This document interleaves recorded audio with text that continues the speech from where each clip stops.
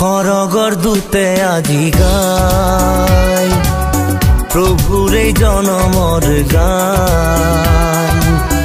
আকাশৰ তৰাবোৰে উজ্বলাই তেওঁৰ সন্মান।